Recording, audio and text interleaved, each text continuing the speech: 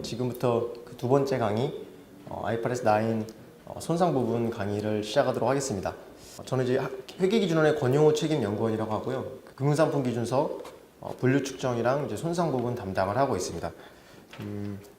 두 번째 시간에 이어서 이제 손상 부분 강의를 할 건데, 저희가 이제 첫 번째로는 크게는 이제 1039와의 비교, 그리고 IFRS 9의 이제 주요 용어에 대한 설명, 그다음에 미래 전망 정보, 또 신용임의 유의적 증가에 대한 판단, 기대 신용 손실 측정, 적용 사례로 저희가 좀 설명을 드리도록 하겠습니다. 들으시고서 궁금하신 거는 강의가 끝난 이후에 저한테 개별적으로 오셔가지고 질문을 하셔도 되고요. 그리고 또 이 손상이 굉장히 좀 추상적이기 때문에 이 설명을 들으신 분들이 아마 좀 피부에 많이 안 와닿으실 것 같습니다. 그래서 일단은 굉장히 이 금융상품 기준서의 손상 부분이 분류 측정도 마찬가지지만 굉장히 추상적인 그리고 개념적인 부분을 많이 다루고 있어가지고 아마 좀 들으시는데 조금 좀 많이 피부에 와 닿지 않으시더라도 좀 잘 경청해 주셔가지고 나중에 실무에 잘 적용을 해주셨으면 좋겠습니다. 첫 번째는 이제 IFRS 9 기준서를 들어가기 앞서서 먼저 기존의 그 1039의 손상 모형을 간략히 좀 짚고 넘어가도록 하겠습니다. 1039 모형은 다들 아시다시피 이제 발생 손실 모형에 기초를 하고 있고, 또 이 손상 발생의 객관적인 증거가 있을 때에만 그리고 객관적인 증거가 이 손상 사건에 중요하게 미래 현금 흐름에 영향을 미친 경우에만 측정을 하도록 하고 있습니다. 여기서 말하는 이제 그 객관적인 증거라는 것은 기준서에서도 얘기를 하고 있고, 또 9에서도 이야기를 하고 있습니다. 이 큰 특징이 한 세 가지 정도가 있는데, 이 첫 번째는 아직 발생하지 않은 미래의 대손은 미반영한다는 것이 좀 가장 큰 차이점이고요. 현행 IFRS 9 기준서와, 그리고 이 현재 상황을 반영하는 관측 가능한 자료를만을 사용한다. 그리고 이 손상 발생에 대한 이 객관적인 증거, 매우 오브젝티브한 객관적인 증거가 있는지 매 보고기간 말에 평가한다는 특징을 가지고 있습니다. 여기서 말하는 이제 손상 사건의 예가 주로 이제 많이 사용되는 예가 이제 금융자산의 발행자나 지급 의무자의 재무적인 어려움, 그다음에 이자 지급이나 원금 상환의 불이행, 이런 또 계약 위반, 이런 여러 가지 것들이 좀 정성적인 것과 정량적인 것들을 모두 포함해서 이러한 것들이 이제 손상 사건의 예로 그렇게 볼 수가 있습니다. 이 기존 1039의 손상 모형의 문제점은 앞 시간에도 설명을 들으셨겠지만 가장 큰 특징이 이제 적시에 손상을 인식하지 못한다는 것이 좀 문제가 많이 제기가 됐었고, 그 이유가 대표적으로 아직 발생하지 않은 미래의 대손은 반영하지 않기 때문에 만약에 실제로 대손이 발생하면 엄청나게 많은 손상을 일시에 인식을 하게 돼서 그런 것들이 여러 가지 이제 경기 수능성을 악화시킨다든지 이런 문제점으로 지적이 됐었습니다. 그래서 이러한 문제점이 있었고, 또 손상 발생되는 이자 수익이 과다 인식된다는 가능성도 있었습니다. 이러한 too little, too late에 대한 이 문제가 제기가 돼서 이 ISB에서 이 금융자산에 대한 손상 규정을 좀 대대적으로 바꾸는 프로젝트를 진행을 하고 결국 이제 완료를 하게 되었습니다. 이 1039 모형을 조금 더 보시면은 먼저 채무상품과 지분상품을 각각 다르게 규정을 하고 있습니다. 이 뒤에서 설명드리겠지만 1109호는 이제 지분상품은 기본적으로 손상 규정을 적용하지 않기 때문에 지분상품은 손상 규정을 적용하지 않기 때문에 이제 채무상품만 고려를 하면 되지만, 이 1039호는 채무상품, 지분상품 각각 고려를 해야 됩니다. 이 단기손익인식 금융자산은 단기손익으로 후속 측정을 하는 것이기 때문에 손상 테스트가 적용이 되지 않고요. 그 다음에 이 매도 가능 금융자산이나 만기 보유 금융자산, 대여금융 수채권도 각각 다르게 이 채무상품에 대한 손상을 인식을 하고 있습니다. 특히 이 만기 보유 금융자산이나 대여금 및 수채권은 현재의 새로운 기준에서는 이 상각환가 측정 금융자산으로 돼서 이제 상각환가로 측정을 하는데, 이 미래의 현금 흐름을 이 최초 유효자율로 할인한 현재 가치와 현재 장부금액, 현행 보기한 말의 장부금액과 비교해서 이제 손상을 측정을 하고, 매도 가능 채무상품의 두 번째 있는 매도 가능 채무상품은 이 공정 가치와 이 장부금액을 비교해서 이 손상을 인식을 하고 있습니다. 그리고 채무상품은 무엇보다 나중에 이게 환입이 됐을 때 실제로 어떤 이후에 객관적인 사건이 발생을 했을 때, 이 신용이 회복됐다는 객관적인 사건이 발생했을 때 환입이 가능하다는 특징이 있었고, 반면에 이제 지분상품 같은 경우는 약간 이 채무상품과 좀 로직이 좀 다릅니다. 특히 원가를 비상장 주식과 같은 이제 원가를 지분상품으로 원가를 장부금액으로 하는 지분상품의 경우에는 이 유사한 자산의 현행 시장 이자율로 할인한 현재 가치와 장부금액을 비교해서 바로 위에 있는 이 채무상품의 이자율과 적용 이자율이 좀 다르게 됩니다. 같은 금융자산에서도 이 채무상품과 지분상품에 대해서 적용 이자율이 다르고 또 매도가능 지분상품의 경우에는 뭐 유의적 또는 지속적 하락으로 인해서 이런 객관적인 지표를 평가하도록 하라고 했기 때문에 실질적으로 좀 이 채무상품과 지분상품이 좀 다른 로직이 적용이 됐고 실질적으로도 실무에서 적용을 하면서 유의적인 게 무엇이 어느 정도인지 또 지속적 하락이 어느 정도인지에 대한 그런 것들에 대한 가이던스가 회사별로 좀 다를 수가 있었습니다. 그리고 또 채무상품과 달리 이 손상차손에 대해서는 기본적으로 환입이 불가능하게 해서 이 지분상품은 나중에 공정가치가 증가했다고 해서 이게 실제로 채무자의 신용도가 증가를 해서 이게 실제로 환입이 된 건지 아니면 단순한 뭐 시장 요인으로 인해서 공정가치가 하락한 건지 상승한 건지 모르기 때문에 기본적으로 환입을 불가능하게 했습니다. 이렇듯 채무상품과 지분상품 간에 다양한 그 특징들이 있어가지고 회계 처리의 복잡성이 있었다라고 그렇게 볼 수가 있어서 IFRS 9은 이런 것들을 좀 개선한 조금 개선된 기준이라고 그렇게 볼 수가 있습니다. 그리고 그럼 IFRS 9 손상 모형은 가장 중요한 것이 이제 미래 전망적인 손상 모형입니다. 이것은 이제 미래 전망 추정치를 반영을 하도록 반드시 반영을 해야 되는데요. 이를 통해서 기존에 그 문제가 되었던 매우 적시의 손상을 인식하지 않는다는 그 문제점, 그리고 이제 경기 수능성을 악화시킨다는 그런 문제점을 좀 어느 정도 보완할 것으로 그렇게 기대를 하고 있습니다. 그리고 이 기대시효 손실을 뭐 매 보기간만 항상 인식하되 신용위험 변동을 갱신하고 반영하고 비교를 해야 되기 때문에 이 신용위험이 유의적으로 증가한 자산과 그렇지 아니한 자산을 구분하는 게 현행 그 1039호보다 좀 중요해졌다라고 그렇게 볼 수가 있습니다. 그리고 그 손상 대상 자산은 이제 삼각후원가 측정 자산, 뭐 기타 포괄손익, 공정가치 측정 채무상품, 리스 채권, 계약 자산, 뭐 대출 약정, 금융보증 계약 등 여러 가지들이 이제 포함이 되고 이런 그 지분 상품은 손상 대상에서 제외를 하게 되었습니다.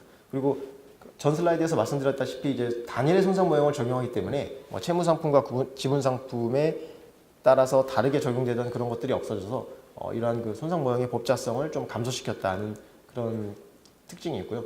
또 기본적으로 이제 미래 전망 추정치를 반영을 해야 하다 보니 여러 가지 이제 경영진의 추정이나 판단 과정이 많이 들어가서 이러한 그 신용위험이나 어떤 기대 신용 손실 모형에 사용된 정보, 가정이나 방법 등을 좀 공시를 해야 되는 공시의 그 양이 절대적인 양이 좀 많이 증가할 것으로 그렇게 예상을 하고 있습니다. 그리고 총괄적으로 이제 39와 IFRS 9의 손상 모형을 비교를 하면 39는 이제 발생 손실 모형이었고요. 그리고 아직 발생하지 않은 대손은 반영하지 않았습니다. 그리고 지분 상품은 손상 규정을 적용을 하고 그리고 신용위험의 유의적 증가에 대한 판단은 명시적인 규정이 없었습니다. 그리고 손상 대상 자산은 대여금 및 수채권, 만기보유 금융자산, 뭐 리스 채권 등 이런 자산들이 이제 손상 대상 자산이었는데 특징적인 게 이제 지분 상품도 손상 대상 자산에 포함이 됐었습니다. 반면에 IFRS 9 같은 경우는 이제 발생 손실 모형에서 기대 시현 손실 모형으로 바뀌었고 아직 발생하지 않은 대손도 반영을 하게 됩니다. 그리고 이러한 것들을 이제 합리적이고 뒷받침될 수 있는 모든 정보를 반드시 고려를 해야 한다. 다만 이제 그 과다한 원가의 노력이 드는 경우에는 뭐 그런 것들이 이제 그 정보들을 고려하지 않을 수 있지만 기본적으로는 이러한 그 합리적이고 뒷받침될 수 있는 정보를 모두 고려하라고 이렇게 요구를 하고 있고 또 지분 상품은 손상 규정이 적용해서 대상에서 제외를 하고 있습니다.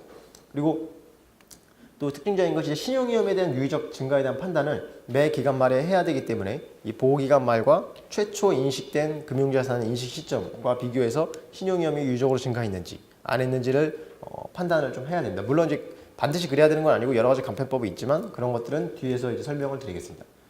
그리고 손상 대상 자산은 이제 삼각형가 측정 금융자산, 기타 포괄손익, 공정가치 측정 채무상품, 리스 채권, 뭐 계약자산, 뭐 대출 약정 이러한 것들이 있습니다. 이처럼 이제 기본적으로 설명을 드렸고요. 다음부터는 이제 용어의 정의에 대해서 새로운 기준서에서 설명하는 용어의 정의를 설명을 드리는데 이 용어의 정의는 기본적으로 좀 잘 피부에 안 닿을 수 있는데 기본적으로 좀 기억을 좀 해두시는 것이 아무래도 좀 편합니다. 그래서 여기서 설명드리는 용어는 다양한 용어의 정의가 있지만 이 정도는 아마 좀 기억을 해두시는 게 좀 필요할 것 같고요.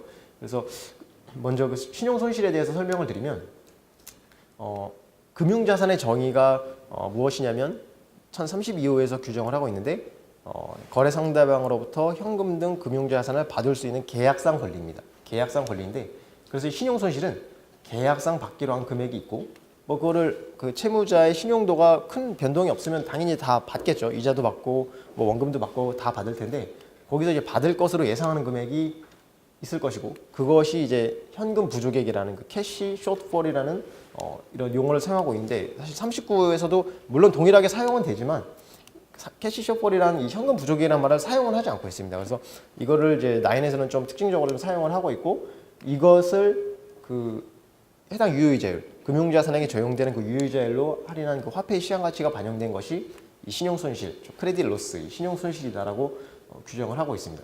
물론 이게 되게 개념적으로 이렇게 규정을 하고 있지만 실제로 이제 뭐 IS 39에서 사용하는 개념들이나 이런 본질적인 의미들은 사실 크게 바뀐 것은 없습니다. 근데 이렇게 좀 개념적으로 이렇게 규정을 했다, 그렇게 좀 이해를 하시면 될 것 같습니다. 그리고 여기서 말하는 이제 여기서 앞자에 이제 기대자가 들어갔는데 기대 신용손실이라는 것은 이러한 신용손실에 앞으로의 채무불이행 발생 위험을 고려해서 이제 확률로 가중평균하라는 것입니다. 그래서 굉장히 여기서는 화폐의 시장가치도 들어가고 여기서는 확률 가중도 들어가기 때문에 굉장히 복잡해질 수도 있는데 뭐 이런 것들이 아무래도 이 편의를 줄이고 경영진의 또는 이 재무제표 작성자의 편의를 줄이는 어떤 요인으로서 장치로서 이렇게 확률도 고려하고 또 화폐 시장 가치도 고려하라는 것을 그렇게 이야기를 요구를 하고 있습니다. 그리고 또 하나가 이제 12개월 기대 신용 손실이라는 것인데 이거는 향후 12개월 두 번째 줄에서 향후 12개월 내 채무 불이행이 발생할 경우 총 현금 부족액을 채무 불이행 발생 확률로 가중한 금액입니다. 즉 이거는 향후 12개월 내 그러니까 만기가 뭐 현재 3년, 뭐 5년, 뭐 10년이라도 향후 12개월 내에 채무 불이행이 발생할 그 확률과 채무 불이행이 발생할 경우 그 현금 부족액을 발생 확률로 채무 불이행 발생 확률로 가중한 금액인데 이거는 나중에 이제 뒤에 설명드릴 이제 전체 기간과 비교해서 신용위험이 유의적으로 증가하지 않았으면 그냥 만기가 뭐 예를 들어 3년, 4년, 5년이라도 향후 12개월 내에 채무 불이행 확률을 보아라라는 것이고 만약에 신용위험이 유의적으로 증가했다는 것이 포착이 되면 이 뒤에서 말하는 이제 전체 기간 기대 신용 손실을 인식하라고 그렇게 요구를 하고 있습니다. 이 전체 기간 기대 신용 손실은 뭐 기대 존속 기간에 기대 존속 기간에 발생 가능한 모든 채무 불이행 사건에 따른 기대 신용 손실을 인식하도록 하고 있습니다. 여기서 이제 12개월로 나눈 이유가 뭐 일반적으로 뭐 기본적인 회계 연도가 이제 12개월이고요. 뭐 6개월인데도 사실 있고 여러 가지가 있을 수 있지만 기본적으로 다 12개월이고 또 1002로 그 재무제 표시에서 유동, 비유동, 분류도 12개월이고 또 여러 가지 다른 이제 지침들이나 감독 규정이나 이런 데를 고려했을 때 12개월이 통상적으로 많이 쓰기 때문에 12개월과 전체 기간으로 그렇게 구분을 하겠습니다. 이 기대 신용 손실을 측정할 때 고려할 최대 기간이라는 게 또 있는데 앞에서 말씀드렸다시피 이제 현재 가치 또 화폐의 시장 가치도 고려를 해야 되고 또 확률 가중도 고려해야 되는 여러 가지 이제 추정이 들어갑니다. 그랬을 때 과연 이 고려할 최대 기간은 언제이냐? 원칙적으로는 그 신용위험에 노출되어 있는 가장 긴 계약 기간입니다. 계약 기간이 이제 방점이 있는데 그 뭐 계약 기간이 있겠죠. 뭐 3년, 뭐 1년 아니면 뭐 6개월, 3개월 이렇게 계약 기간이 있는데 그 계약 기간 동안 이 원칙적으로는 계약 기간에 이 기대 신용 손실을 측정하는 이 최대 기간으로 하고 있습니다. 다만 두 가지를 고려해야 되는데 첫 번째는 연장 옵션 이런 것들을 예를 들어서 차입자가 가지고 있는 경우 그럼 차입자는 실질적으로 뭐 1년 후에 지급을 해야 되지만 연장 옵션이 있기 때문에 이걸 2년, 3년으로 여러 가지 연장을 할 수 있는 경우에 그럴 때는 이제 실질적인 계약 기간을 고려해야 된다. 근데 뭐 차입자에게 이런 연장 옵션까지 부여하는 경우도 있고 안 하는 경우도 있지만 실제로 통상적인 경우라면 없겠죠. 그래서 그런 경우가 아니라면 이제 기본적으로는 계약 기간이 되는데 차입자가 연장 옵션을 가지는 경우나 아니면은 뭐 특정 뭐 금융기관에서 이제 회전 신용한도 상품과 같이 이 신용위험 관리 조치로 기대 신용 손실 그 리스크 이 노출된 리스크를 경감하지 못하는 기간에 대해서도 이 측정을 반영을 해라라고 그렇게 문단 B5.2.20에서 규정을 하고 있습니다. 그래서 이런 것들을 고려했을 때는 실질적인 계약 기간도 고려를 해야 된다. 따라서 정리를 하면 원칙적으로는 뭐 신용위험에 노출되는 기간은 계약 기간이지만 이러한 그 여러 가지 요인들, 뭐 차입자가 연장 옵션을 갖는다든지 아니면 다른 그 여러 가지 그 신용위험 관리 조치로 해결이 되지 않는 그런 특징들을 뭐 당좌 대월이나 신용카드 약정과 같은 그런 약정들이 여러 가지 약정들이 있는 경우에는 그런 것들을 모두 고려해서 실질적인 계약 기간을 반영해야 된다라고 좀 되게 어떻게 보면 개념적으로 그렇게 설명을 하고 있습니다. 그래서 원칙적으로는 계약 기간 아닌 경우는 다른 여러 가지 요인들을 고려해서 실질적인 계약 기간이 연장될 수 있다는 것으로 그렇게 좀 이해를 하시면 될 것 같습니다. 두 번째 표는 어떤 것이냐면 이제 채무 불이행 발생 확률이 시간이 경과에 따라서 처음에는 이제 12개월이었죠. 12개월일 경우에는 만기가 길수록 채무 불이행 발생 확률은 증가합니다.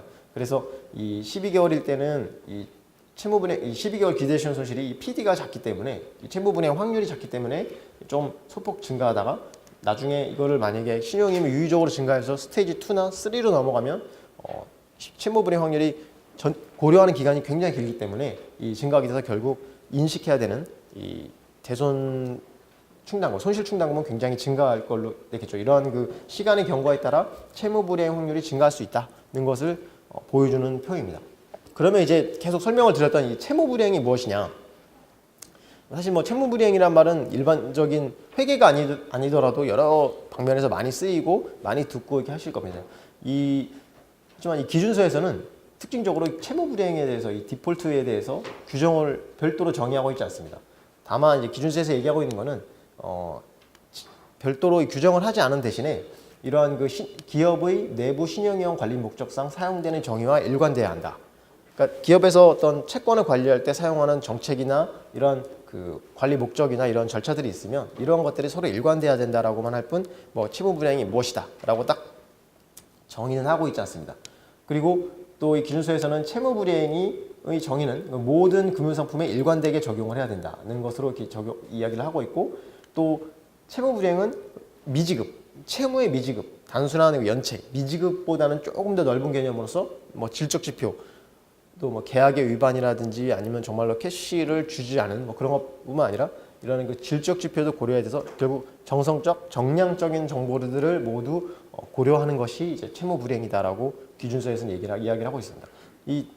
여기서 이 박스에서 나온 이 결론 도출 근거를 좀 발췌했는데 이 ISB에서는 뭐 채무 불이행이 사실 국가별로 모든 법규 시스템이나 금융상품별로 사실 굉장히 다양하기 때문에 이런 것들을 만약에 기준서에서 딱 일률적으로 정의를 하다 보면 신용형 관리 목적이나 감독 목적이나 회계 목적에서 서로 다른 채무 불이행을 정의를 하게 될 것인데 혼란을 가중할 수가 있다. 따라서 이러한 다양한 해석이 있을 수 있기 때문에 IFRS 9에서 채무 불이행을 구체적으로 정의하지 않기로 그렇게 결정을 하였습니다. 그래서 이거는 회사 나름대로 이 내부 신용형 관리 목적을 고려해서 굉장히 정교하게 하든 아니면 굉장히 심플하게 하든 이제 내부 신용형 관리 목적에 맞게 정의를 하시면 될 것 같습니다. 그리고 이제 신용이 손상된 금융자산은 이미 그 취득했을 때 아까 말씀드렸던 이 신용 손상 사건, 재무적 어려움이라든지 파산이라든지 파산 가능성, 그다음에 활성시장의 소멸이라든지 이런 여러 가지 요인들이 이미 발생한 경우에 그런 금융자산은 이제 신용이 이미 손상된 금융자산이라고 별도로 새로운 기준서에서는 정의를 하고 있습니다. 그리고 이제 또 중요한 것이 이 스테이지 1, 스테이지 2, 스테이지 3로 이렇게 분류를 하고 있는데 이거에 따라서 기본적으로 이렇게 나눈 이유가 스테이지 1은 현재 IAS 39에서 말하는 정상채권의 범주에 아마 다 들어갈 겁니다. 그리고 스테이지 3는 현행 IAS 39에서 말하는 손상된 채권에 또 다 들어갈 겁니다. 다만 이 스테이지 2가 신용이 유의적으로 증가했을 때 그동안 IAS 39에서는 캐치하지 못했던 것을 우리는 미래 전망 추정치를 반영을 해서 캐치를 하고 그거에 대한 것을 전체 기간 기대 시효 손실로 인식을 해라. 따라서 어떤 완충 역할을 하는 손실 충당금을 조금 더 적시에 인식하기 위한 장치로서 이제 스테이지 2가 만들어진 겁니다. 그래서 여기서도 아마 충당금이 좀 증가할 효과가 충당금이 증가할 것으로 이렇게 예상이 되고 있는데 스테이지 2는 따라서 신용위험이 유의적으로 증가한 경우 스테이지 3는 신용위험이 유의적으로 증가한 것뿐만 아니라 신용이 손상된 경우에는 이제 스테이지 3로 가서 완전히 이제 손상된 경우로 이제 빠지는 건데 여기서는 이제 이자 수익을 스테이지 1은 총액 기준, 스테이지 3는 순액 기준인데 이 총 장부 금액은 대손 충당 개념이 대손 충당금을 차감하기 전 상각환가입니다. 그러니까 이 현재 가치 이 프레젠트 밸류라는 이 현재 가치 개념은 똑같은데 다만 이 총 장부 금액은 이 현금 흐름에서 대손 충당금을 고려하지 않은 것, 이거는 상각환가는 대손 충당금을 고려한 후에 이 잔액이라고 볼 수 있어서 이자 수익 인식이 이 스테이지 3에서는 순액으로 인식하라라는 그렇게 요구를 하고 있습니다. 그리고 이제 취득 시 신용이 손상되어 있는 금융자산 같은 경우는 이거는 신용이임이 유적으로 증가했는지 또는 신용이 손상되는지 사실 구분할 필요도 없이 처음부터 전체 기간 기대 신용 손실로 인식하고 여기서 발생되는 이자 수익도 역시 신용조정 유효이자율로 적용하여 인식하도록 그렇게 아마 NPL 채권 같은 것들이 여기에 해당이 될 걸로 예상이 됩니다. 그리고 이제 앞으로는 이제 미래 전망 정보를 반영하는 방법에 대해서 또 설명을 드리겠습니다. 이 현행의 39하고 그 큰 차이가 이제 미래 전망 추정치, 미래 전망 정보를 반영하도록 이제 요구를 하고 있는데 사실 이 1109의 사실 손상의 핵심적인 개념이긴 하지만 구체적인 적용 지침이 사실 좀 부족한 건 사실입니다. 왜냐하면 워낙 이게 추상적인 개념이기 때문에 이것을 적용하기가 사실 좀 쉽지 않은데 또 추상적인 개념이라고 이다 보니 또 실무에서 적용할 수 있는 어떤 그 범위는 좀 넓을 수 있다는 걸로 좀 생각을 해줄 수 있고요. 그리고 여기서 기준서에서는 이제 과도한 비용이나 노력 없이 합리적이고 뒷받침될 수 있는 모든 정보를 고려할 것을 원칙적으로 요구를 하고 있습니다. 다만 이제 이런 것들이 통계적 모델이라 주요 금융기관들은 통계적 모델을 사용을 하겠죠. 근데 이제 통계적 모델 등에 의해서 판단될 필요가 없고 반드시 그럴 필요도 없다는 것으로 그렇게 요구를 하고 있고 다만 이제 이러한 그 미래전망 정보나 미래전망 추정치가 그 불확실성이 있고 계속 변하는 어떤 환경과 관련이 있기 때문에 기업들이 이것을 어떻게 캐치하고 어떻게 관리하는 기업의 효과적인 이 지배 구조와 관련이 있다. 또 이러한 것들을 어떻게 문서화하고 어떻게 관리하는 그런 것들이 좀 중요하다라고 그렇게 좀 이해가 되고 있습니다. 그리고 또 이런 미래전망 정보를 적용할 때 미래전망 정보는 금융상품이 여러 가지가 있죠. 아무리 그 금융자산 조합이 포트폴리오가 굉장히 단순한 회사라도 대여금이 있을 수 있고 단기 매출 채권이 있을 수 있고 또 임차보증금 등 여러 가지 이제 금융자산 기준서의 적용 범위에 포함되는 여러 가지 금융자산이 있을 수가 있는데 이런 것들을 각각의 이런 그 미래전망 정보가 서로 목적적 합해야 된다라는 것입니다. 그리고 이러한 것들이 신용위험을 변동시킬 수 있는 여러 요인과 좀 일관성이 있어야 된다는 것이 이런 그 기준서에서 요구하고 있는 상황이고 예를 들면은 이제 은행 같은 경우에 이제 주택담보대출을 예를 들어서 근로자들에게 제공을 할 때 이런 것들은 이제 실업률이 급격히 증가하면 이 주택담보대출은 기본적으로 좀 장기이고 이 때문에 이런 것들이 취업 수준과 그러니까 거시경제 변수인 이 실업률과 큰 연관이 있을 수 있어서 이런 것들이 주로 이제 목적 적합한 미래전망 변수로 좀 적용이 될 수가 있습니다. 그리고 또 각각의 포트폴리오가 유사한 위험 특성을 가진다면은 서로 이거를 그룹핑을 해서 이 유사한 위험 특성별로 서로 이제 일관되게 미래전망 정보를 반영을 해야 된다는 것으로 그렇게 요구를 하고 있습니다.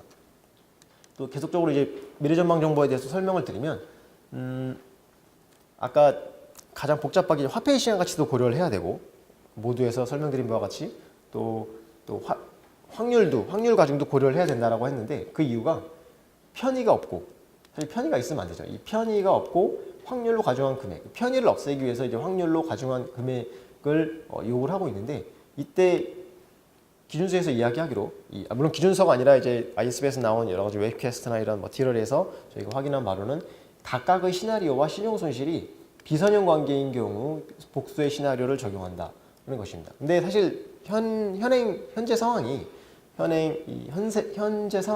이런 선형 관계인 경우는 없겠죠. 그래서 비선형 관계인 경우 이제 여러 가지 확률이 어떤 방식으로든 확률이 들어가야 되고 불확실성이 존재하게 되는데 다만 항상 복수의 시나리오를 사용해야 되는 게 아니고 이러한 비선형 관계이고 이러한 관계가 좀 중요할 때 이러한 복수의 시나리오를 고려하는 것을 사용하는 것을 고려할 필요가 있다는 것입니다.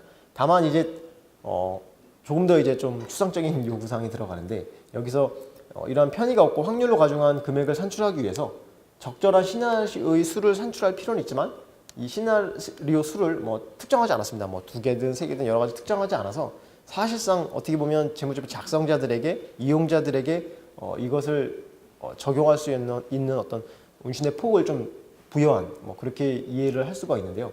다만 이렇게 편의가 없고 확률을 가정한 금액을 요구하고는 있지만 항상 그 복수의 시나리오를 사용해야 한다는 건 아니고 또 특정 시나리오의 개수도 특정하지 않았기 때문에 그런 것들은 각각 상황에 따라서 좀 다르게 적용을 할 수 있을 것으로 그렇게 예상을 하고 있습니다.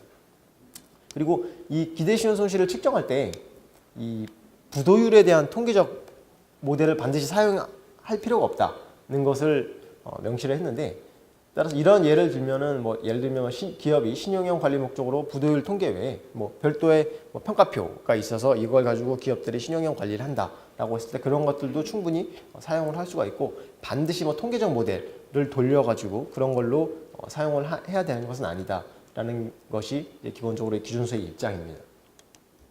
그리고 이 미래 전망 정보를 반영을 할 때 또 중요한 것이 아까 그 채무 불이행 위험에 대해서 별도로 정의하지 않았지만 기업의 신용형 관리 정책이나 그런 실무와 굉장히 일관성이 있어야 된다고 한 것처럼 이런 그 미래 전망 정보도 기업 자체의 관점, 기업 자체의 관점이 굉장히 중요하다는 것을 이야기를 하고 있습니다. 그리고 또 하나는 이것을 적용할 때 또 중요성, 머티리얼리티가 또 고려를 할 필요가 있다. 따라서 중요하지 않으면 고려하지 않고 또 중요하면 좀 고려를 해야 되는 그런 특징들이 있는데 따라서 여기서 예를 든 바와 같이 이제 미래 전망 정보와 기업 내부의 예산 편성, 기타 예측 시 사용하는 미래 전망 정보는 상호 일관된다. 따라서 이걸 어디서 이제 별도로 가져와서 이거를 사용해야 된다라기보다는 우리 회사가 이렇게 사용을 하고 있으니 우리 회사와 일관되게 우리는 일관되게 어떤 미래 전망 정보를 사용하고 또 채무 불이행도 정의하고 이런 것들을 하다 보면 기본적으로 이제 IFRS 9의 요구 사항에 좀 목적적 적합한 실행이 아닌가라고 그렇게 예상을 합니다. 그리고 또 한 가지로는 이 신용위험의 유의적 증가를 판단할 때 이 미래 전망 정보는 두 가지가 있죠. 하나는 신용위험의 유의적 증가를 먼저 판단하고 그 다음에 이 기대시효 손실 측정이 있는데 반드시 이 두 가지의 동일한 미래 전망 정보가 반영이 되는 것은 아니다라는 것입니다. 예를 들면 담보대출의 경우에 그 담보가치는 기대시효 손실의 측정과 관련이 있는 반면에 담보가치에서 나중에 이제 발생되는 이제 캐시플로우가 있을 거죠. 이 현금 흐름은 기대시효 손실 측정에 관련이 있지만 신용위험의 유의적 증가를 판단할 때는 그 담보물이 채무 불이행에 발생 가능성에 영향을 미치는 경우, 즉 채무자의 신용 리스크와 담보가치가 영향을 미치는 경우, 물론 많이 없겠지만 그런 경우에만 영향이 있고 아닌 경우에는 이제 담보가치의 경우에는 신용위험의 유의적 증가를 판단할 때는 고려 대상이 아니다는 것이 기본적인 입장입니다. 따라서 이러한 그 미래 전망 정보는 기업 자체의 관점, 그 다음에 여러 가지 중요성, 그 다음에 기업 내부적인 예산 편성이라든지 이런 관리 정책과 좀 일관돼야 된다. 따라서 멀리서 찾을 것이 아니라 가깝게 이제 은행이든 일반 기업이든 해서 사용하는 정책들을 가지고 충분히 사용을 하시면 IFRS 9의 손상 목적과 좀 일관된다고 볼 수가 있습니다. 따라서 이제 결론적으로 정리를 하면 다양한 방법이 이제 회사에 적용이 될 수 있는데 아까 말씀드린 이제 정량적 접근법, 성적 접근법 여러 가지 이제 변수들을 서로 적용을 하고 이걸 서로 믹스해서 적용할 수 있다. 그렇게 이해를 하시면 될 것 같습니다.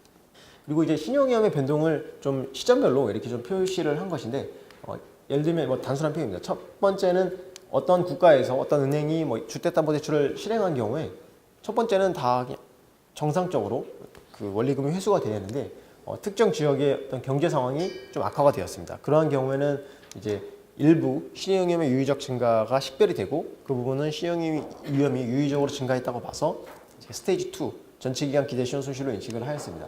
하지만 일부 그 이후에도 또 채무 불이행이 실제 발생됐다. 또 이미 발생했거나 곧 발생할 대여금이 있다라고 식별이 되면 그 부분은 이제 스테이지 3로 별도로 식별해서 이 부분은 전체 기간 기대시효 손실로 스테이지 3로 인식을 하는 것을 시간의 시점별로 좀 보여주는 그림이 되겠습니다. 다음은 이제 신용위험의 유의적 증가에 대한 판단에서 조금 더 이제 구체적으로 좀 설명을 드리겠습니다. 신용위험의 유의적 증가는 기본적으로 매 보고기간 말과 이 최초 인식 시점의 채무불이행 발생 위험을 비교를 해야 됩니다. 그리고 이제 계속 강조하다시피 이제 통계적 모델이나 신용평가 프로세스를 반드시 거칠 필요는 없습니다. 하지만 여기서 신용위험이 유의적으로 증가했는지를 판단할 때 다음 사항을 좀 고려하도록 이렇게 이야기를 하고 있는데, 이거는 기준서의 내용은 아니고 이제 그 ISB 손상 실무 그룹에서 좀 발췌한 내용입니다. 다만 충분히 참고할 수 있을 것 같은데, 이 최초 신용 위험이 예를 들어서 어떤 금융자산이 발생을 했을 때 이 최초 신용 위험이 낮았느냐 높았느냐에 따라서, 만약에 여기서 기술하는 것처럼 낮았을 경우에는 그 최초의 신용 위험이 높은 금융자산보다 그런 신용 위험의 유의적 증가에 대한 판단, 변동 정도가 좀 유의적이다. 왜냐하면 모든 게 그러니까 상대적이라는 거죠. 이런 것들이. 왜냐하면 그 시점별로 발생한 시점별로 보호기간 말과 발생 시점을 비교하는 거기 때문에 이 개념이 좀 상대적이라는 말이고, 또 기대 만기도 유사한 신용위험을 가진 금융상품의 채무불이행 발생 위험이 만기가 길수록 아까 뒤에 앞에서 표에서 보여드린 것처럼 만기가 길수록 채무불이행 위험이 그 우상향으로 증가하는 거기 때문에 실제로 이제 만기가 길수록 이 채무불이행 위험도 증가할 수가 있고, 또 현금 흐름도 만약에 어떤 현금 흐름이 만기에 근접해서 현금 흐름이 발생하는 경우는 시간이 크게 경과한다고 해서 이게 채무불이행 위험이 감소한다고 볼 수가 없습니다. 따라서 이러한 그 현금 흐름의 발생 시기나 또 만기, 그다음에 최초 신용 위험 수준 뭐 이런 것들이 고려가 되면 모든 것은 다 상대적인 거기 때문에 이런 것들이 서로 신용 위험의 유의적 증가에 판단에 영향을 미칠 수 있다는 것을 참고하시면 되겠습니다. 그리고 또 하나는 또 신용 위험의 유의적 증가를 판단할 때 굉장히 좀 제가 계속 설명을 드렸지만 좀 피부에 안 닿으셔서 이게 좀 많이 이해하시기가 좀 어려울 수 있는데, 여기서 이제 30일 연체의 반증 가능한 간주 규정이라는 것을 좀 제시를 하고 있습니다. 이거는 사실 원칙적으로 기준서에서는 연체 정보만 가지고 신용위험의 유의적 증가를 판단할 수는 없습니다. 근데 과도한 원가나 노력이 너무 많이 들어서 연체 정보를 또 사용을 할 수도 있습니다. 왜냐하면 과다한 원가나 노력이 들면은 그렇게 할 수가 없기 때문에 따라서 이때는 연체가 그 30일 이상이 연체가 됐다 그러면 반증이 없는 한 신용위험의 유의적 증가가 된 걸로 볼 수 있고, 또 90일이 연체가 됐다 그러면 이거는 반증이 없으면 채무불이행이 발생했다라고, 이거 그러니까 스테이지 2, 스테이지 3로 그렇게 분류가 되는 걸로 볼 수 있습니다. 다만 이제 이런 것들이 이제 기본적으로 회사별로도 다를 수가 있기 때문에 이런 것들은 다 반증이 될 수 있고 또 반증 가능하다고 그렇게 이야기를 하고 있습니다. 이런 것들은 이것만 가지고 사용할 게 아니라 다른 신용위험 지표들이 이제 있지 않습니까? 다른 신용위험 판단 지표와 함께 일종의 어떤 보완 장치, 그러니까 이걸 다른 지표를 주로 사용하고 또 보완 장치로서 30일, 90일 기준으로 충분히 사용할 수 있는 그런 보완 장치 정도의 역할을 이런 간주 규정이 할 것으로 그렇게 기대를 하고 있습니다. 그리고 이제 또 중요한 것이 최초 인식일인데, 최초 인식이라는 거는 뭐 사실 간단히 말씀드리면 금융자산이 최초로 발생된 날입니다. 그런데 이거는 뭐 이견이 없죠. 금융자산이 최초로 발생된 날은 그 최초 인식일이기 때문에 이견이 없는데, 이 최초의 금융상품이 제거되는 경우에만 최초 인식일이 될 수가 있습니다. 그러니까 이게 왜 저희가 이 내용을 실었냐면, 실제로 금융자산이 계속 가지고 있다가 뭐 채권자와 채무자가 서로 협상을 해서 만기를 1년이었는데 2년짜리였는데 바로 그냥 만기만 연장해 준다든지, 아니면은 뭐 금리만 살짝 조정을 해준다든지, 그러면 이것이 과연 최초의 금융상품이 제거되고 새로운 금융자산이 될 수 있느냐는 거가 이제 사실 실무적으로 판단이 굉장히 어렵습니다. 그래서 이런 것들이 이슈가 될 수 있어가지고 이럴 때는 원칙적으로 이제 제거 여부에 대한 판단은 뭐 어떤 경우에는 반드시 제거입니다. 어떤 경우에는 제거가 아닙니다라고 사실 이야기를 해드릴 수가 없습니다. 따라서 이때는 뭐 그런 것들은 이제 실무적으로 해 보아야 할 사항이고요. 그래서 저희가 이제 내린 결론은 이 최초의 금융자산이 제거되고 새로운 금융자산이 발행되었는지에 대한 판단은 기존 대출에 대한 계약상 권리가 소멸했는지 또 수행한 외부 절차를 모두 고려해서 실무적으로 판단을 해야 되는데, 다만 이제 여기서 그 추가적으로 이제 가이드라인으로 좀 제시를 해주고 있는 게, 어떤 그런 그런 조치들을 취할 때 우리가 그 어떤 신용 한도의 수정이라든지 또는 신용 조사의 수행 등을 충분히 우리가 실질적으로 했는지 안 했는지에 대한 것도 이런 것들이 이제 최초 금융자산이 제거된지 여부를 판단할 때 고려할 수 있다는 것으로 이야기를 하고 있습니다. 다만 실무적으로 판단하기는 실제로 제거가 되는지 안 되는지는 아주 심플한 경우가 아니면 좀 판단은 좀 쉽지 않을 걸로 그렇게 좀 생각을 하고 있습니다. 또 이제 그 신용위험 변동을 평가할 때 이제 고려할 정보에 대한 내용입니다. 모두에 말씀드렸다시피 이제 미래 전망 정보는 이제 과도한 원가나 노력 없이 이용할 수 있고 합리적이고 뒷받침될 수 있는 모든 정보를 이용하라고 하고 있는데 뭐 여러 가지 정보들이 있겠지만 다 사실 모든 정보들을 이용하면 좋겠죠. 근데 모든 정보들을 이용하기에는 여러 가지 코스트도 들고 시간도 들고 여러 가지 인적 자원도 투입이 되기 때문에 그런 것들이 힘들고 이제 주로 첫째 줄에 있는 만기, 신용 스프레드, 또 내부 외부 신용 등급 또는 뭐 행동 편점, 연체 정보 주로 이제 뭐 신용 등급이나 연체 정보를 주로 많이 이용을 하실 텐데 여러 가지 여러 개 되신다면 밑에 있는 여러 가지 정보들도 사실 다 적용을 하시고 사실 금융자산이 중요하다면 다 이것들도 다 고려를 해봐야 될 것으로 그렇게 생각이 됩니다. 이때 이 신용 등급에 대해서 사실 신용 등급이 물론 굉장히 좀 소규모 회사들이나 신용 등급이 거래처가 신용 등급이 없는 회사의 경우에는 이제 뭐 소매 채권이나 이런 경우는 해당 사항이 없을 수도 있는데 신용 등급을 활용하는 경우 고려할 사항은 좀 몇 가지 말씀을 드리면 사실 이 신용 등급이라는 것은 IFRS 9에서 9에서 뭐 명시적으로 신용 등급을 이용하세요, 신용 등급을 이용해야 됩니다라고 요구하고 있는 것은 아닙니다. 따라서 이 신용 등급이 충분한 빈도로 검토가 되고 있는지 이걸 좀 고려할 필요가 있고 또 가장 중요한 이제 미래 전망 추정치, 미래 전망 정보가 신용 등급에 반영이 되어 있는지 당연히 반영이 많이 안 돼 있겠죠. 왜냐하면 신용 등급이라는 거는 과거 데이터를 가지고 신용 등급을 산출하는 거기 때문에 이런 것들이 되어 있는지도 고려를 해야 되고 또 금융자산 기대 만기 동안의 채무 불이행 위험 또 이것도 역시 미래 전망 추정치와 관련이 있는 거죠. 미래 기대 만기 동안의 채무 불이행 위험도 반영을 하는지도 고려를 해야 됩니다. 또 하나는 또 이제 내부 행동 평점이나 연체 정보들을 고려를 할 때 이러한 그 연체 전 행동 특성 예를 들면 뭐 어떤 그 연체가 발생되기 전에 실제로 이용 비율이 어떤 특정 자산의 이용 비율이 증가하거나 뭐 현금 서비스라든지 또는 뭐 현금 인출이 증가한다든지 이런 경우는 뭐 신용이 손상되지 않았어도 어떤 징후는 될 수 있기 때문에 스테이지 2로 분류될 수 있는 사항은 있을 수가 있습니다. 따라서 이러한 연체적 행동 특성도 고려를 해야 되고 또 채무 불이행 위험과 채무 불이행 발생 위험과 관련성이 높은 목적 적합한 정보를 이용해야 된다는 것을 요구를 하고 있습니다. 그리고 이러한 행동 특성이 단기 예측치뿐만 아니라 장기 예측치도 적절하게 좀 고려를 하고 있는지 이런 것들을 고려할 것을 좀 요구를 하고 고려를 해야 된다고 이렇게 이야기를 하고 있습니다. 다음 두 슬라이드에서는 이 신용위험의 유적 증가와 관련된 간편법을 좀 설명을 드리겠습니다. 첫 번째는 이제 낮은 신용위험 간편법이라는 건데요. 이거는 보고기간 말에 원래는 원칙적으로는 보고기간 말 시점과 최초의 시점을 비교해서 신용위험이 유의적으로 증가했는지를 먼저 판단을 해야 됩니다. 근데 그럴 필요 없이 보고기간 말에 신용위험이 이 채무자가 굉장히 낮다면 그냥 신용위험이 유의적으로 증가하지 않았다고 그렇게 가정을 할 수가 있습니다.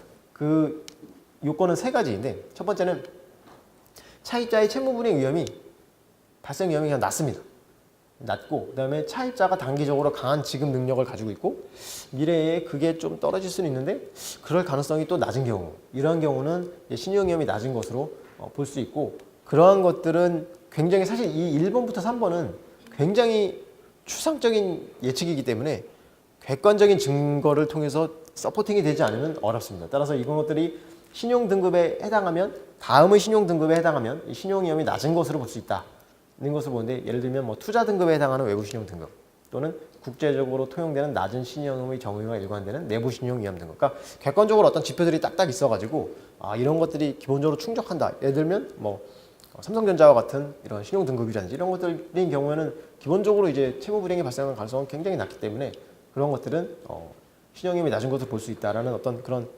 굉장히 판단은 주관적이지만 이 판단을 하기 위한 이 지표는 굉장히 객관적인 그런 것들을 요구를 하고 있습니다. 따라서 여기서 제시하고 있는 BCBS 가이던스에서 제시하고 있는 바로는 이러한 그 신용위험 간편법은 뭐 제한적으로 사용을 해야 된다. 기본적으로 그렇게 요구를 하고 있고 대외기관의 평가 등급이 없는 가계 포트폴리오, 그러니까 기업이 아니라 일반적인 이제 그 소매 가계 포트폴리오에 대해서는 낮은 신용위험 간편법을 이용할 수 없다라는 걸로 이렇게 언급을 하고 있고 또 이 외부 신용 등급을 활용할 때 또 고려할 사항이 아까도 말씀드렸다시피 신용 등급이라는 것은 기준수에서 요구하는 게 아니기 때문에 이것이 실제로 역사적 정보에서 기초한 것인지 또 미래 전망 정보도 충분히 반영을 하고 있는지도 고려를 해야 된다는 것입니다. 그리고 또 하나는 간편법은 저희가 이제 신용위험을 평가할 때 12개월 기대시험 손실, 전체 기간 기대시험 손실을 하는데 이 전체 기간 기대시험 손실을 다 보지 않고 이 12개월만 보고 이것이 전체기간 기대 신용 손실과 같구나. 이걸 대형치로 쓸 수 있는 그런 그 간편법을 말합니다. 그걸 쓰기 위해서는 이 두 가지 요건이 충족이 돼야 되는데, 첫 번째는 그 현금 흐름이 채무 불이행의 발생 양상이 기대 존속 기간의 특정 시점으로 집중이 되지 말아야 됩니다. 예를 들면 만기가 5년인데 거의 5년 시점에 일시에 상환이 돼야 되는 그런 현금 흐름이 발생을 하는데, 이거를 향후 12개월만 가지고 판단한다. 그런 것은 사실상 목적 적합하지가 않기 때문에 그런 것들의 경우에는 이용할 수가 없고, 또 기대 신용 손실 추정을 위해서 전체 기간 평가가 필요한 상황이 아닌 경우에는 그런 경우에는 전체 기간 평가가 필요한 상황에는 당연히 전체 기간으로 측정을 해야 되겠죠. 따라서 전체 기간 평가가 필요하지 않은 그런 상황에는 이용할 수가 있습니다. 하지만 여기서 이 간편법을 적용하는 것이 부적절한 경우에는 현금 흐름이 향후 12개월을 넘어서만 발생되는 경우, 당연한 얘기겠죠. 향후 12개월 이후에 캐시플로우가 발생하는데 12개월만 가지고 판단한다는 것은 사실 맞지 않습니다. 그리고 거시경제적 요인이나 그 밖의 신용 요인들이 이를 반영하지 못하는 경우, 또 신용 관련 요인이 향후 12개월을 넘어선 기간의 신용의 위험에만 영향을 미치는 경우에는 이러한 간편법을 적용할 수가 없다고 그렇게 규정을 하고 있습니다. 그리고 주의할 점은, 만약에 이러한 대용치로서 12개월 채무불이행 발생 위험을 이용한다고 해서 실제로 이거는 신용위험의 유의적 증가와만 관련된 것이고, 기업이 이제 ECL, 기대 신용 손실을 측정할 때는 이 채무불이행이 발생한 전체 기간 위험을 반영을 해야 된다는 것이, 그러니까 기대 신용 손실은 전체 기간으로 측정을 해야 된다는 것이 이 주의할 사항입니다.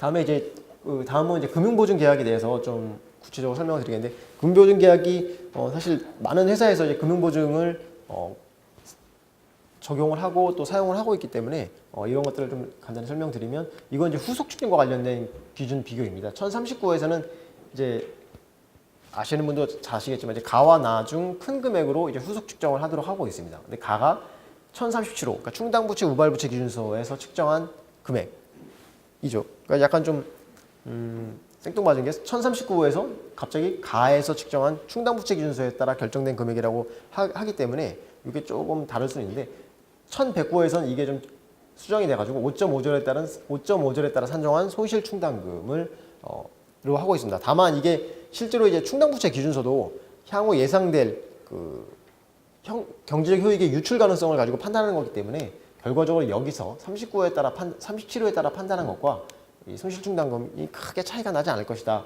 라고 그렇게 사실 예상은 하고 있습니다.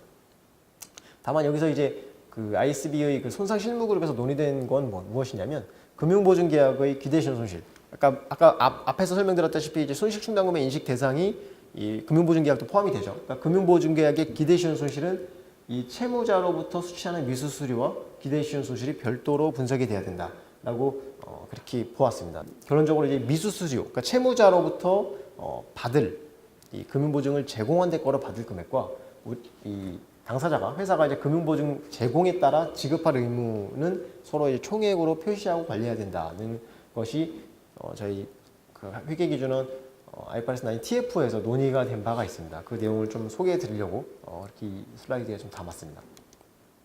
다음은 이제 개별평가와 집합평가에 대해서, 사실 개별평가, 집합평가는 그 1039에서도 많이 나오는 개념인데, 약간 큰 차이는 없지만 약간 그 접근 방식이 좀 다릅니다. 일단 IFRS 9은 원칙적으로는 개별평가입니다. 원칙적으로는. 다만 다음 두 가지 경우에는 집합평가가 가능한데, 하나는 개별평가를 하기에 너무나 많은 과다한 원가나 노력이 들어가는 경우, 다수의 소액 대여금 같은 경우는, 그런 경우는 집합평가를 해야 되겠죠. 또 하나는 공통의 신용위험 특성이 있어가지고 개별평가를 하는 것보다 집합평가하는 게 더 합리적인 경우에는 이제 묶어서 집합평가를 하도록 하겠습니다. 근데 비교하면 밑에 1039호는 개별적으로 유의적이면 손상 발생의 객관적인 증거가 있는지 개별 검토한다. 그 유의적이면 금액이 크든지 아니면 그 재무제표 작성자에게 유의적이면 그렇게 하라.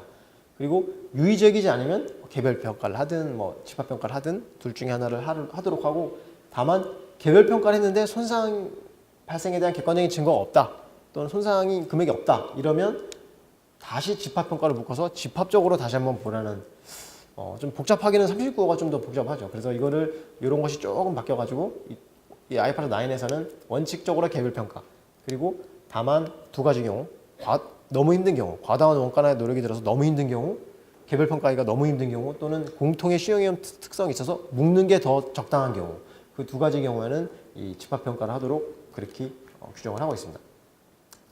다음은 이제 그 IFRS 9 손상 규정에서 이 기본적으로 이제 큰 특징들을 이제 설명을 드릴 건데요. 측정 방법에 대해서는 강제하지 않습니다. 계속 이제 설명을 드렸지만 강제하지 않고 이게 뭐 채무불이행 발생 확률 PD 방식이든 아니면 그 일반 기업 중소기업에서 일반 회사에서 많이 사용하고 있는 뭐 충당금 설정률표 방식이든 아니면 뭐 손실률표 방식이든 여러 가지를 강제하지 않습니다. 그래서 현재 사용하고 있는 걸 조금 수정해서 사용하실 수도 있고 이런 것들을 이제 회사에 맞게 사용하시면 되고 또 채무자에 맞게 사용하시면 되고 다만 중요한 것이 이제 현행 방식의 미래 전망 추정치, 미래 전망 정보를 어떻게 반영해야 되느냐라는 것이 이제 좀 것이 핵심인데 뒤에 이제 그 사례에서도 그거와 좀 유사한 사례를 하나 좀 다루도록 하겠습니다. 그리고 유사한 손실 패턴을 가진 다양한 고객군별로 구분해서 이런 것들을 구분하는 것이 필요할 수 있다는 것이 이제 그 첫 번째 특징이고요.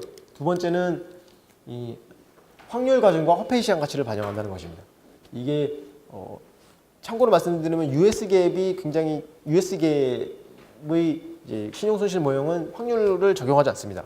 그래서 확률을 적용하는 게 오히려 어떻게 보면 굉장히 더 판단이 들어가기 때문에 어떻게 보면 더 부족한 게 될 수 있지만 이제 일단 ISB의 입장은 확률을 통해서 기본적으로 이 바이어스를 줄이고 이런 것들이 이제 확률치를 계산하는 것이 오히려 적절한 금액 손실 충당금 금액을 만든다라는 걸로 보기 때문에 이제 확률 가중과 화폐 시장 가치를 고려하도록 하고 있고 여기서 뭐 발생 가능성이 뭐 굉장히 높다 아니면 뭐 단일의 최선의 추정치를 사용한다 뭐 그렇게 해서는 안 됩니다. 이게 발생 가능성이 굉장히 높다고 해서 그것만 쓰든지 아니면 뭐 단일의 최선의 추정치를 하나 딱 쓰든지 그렇게 만들고 그렇게 사용하는 것과 이 확률 가중은 다르다는 것이 그리고 또 이 가능성의 높고 낮음에 관계없이 이 신용 손실이 발생할 가능성을 고려해야 된다는 것이 이번 IFRS 9의 기본적인 입장입니다. 또 뭐 과거와 현재 미래 전망 정보를 반영해야 된다는 게 또 두 번째 중요한 특징이고요.